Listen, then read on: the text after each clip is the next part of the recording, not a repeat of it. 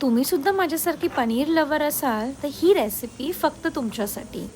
पनीरला हळद, मसाला आणि मीठ यामध्ये मॅरिनेट करून ठेवायचं आहे. त्यानंतर ग्रेव्हीसाठी कांदा आणि टोमॅटो, मी 2 कांदे आणि 2 टोमॅटो घेतले आहेत ऑलमोस्ट सेम साईजचे. त्यांना जाडसर मिक्सरला वाटून घ्यायचं आहे. त्यानंतर पनीर आपल्याला पॅन सॉते करायचे आहेत. नॉर्मली वरून खाली थोडेफार क्रिस्पी होईपर्यंत आपल्याला हे करून घ्यायचे आहेत, थोडेफार असे दिसेपर्यंत.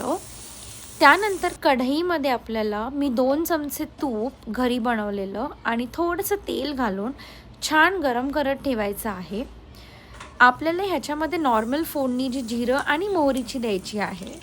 त्यानंतर मी 1 कॅप्सिकम आणि मेथी घेतली आहे, तीसुद्धा ह्याच्यामध्ये छान परतून घ्यायची आहे. एकदम शिजवून नाही घ्यायची आहे, पण 1 ते 2 मिनटं ह्याला छान परतवून घ्यायचं आहे. हे परतून झाल्याच्या नंतर आपण जी ग्रेव्ही वाटलेली होती ती ॲड करून पुन्हा छान मिक्स करून घ्यायचं आहे. ह्याचा सुगंध आहाहा! त्यानंतर सगळे रूटीन स्पाइसेस ॲड करून पुन्हा एकदा छान परतवून घ्यायचं आहे.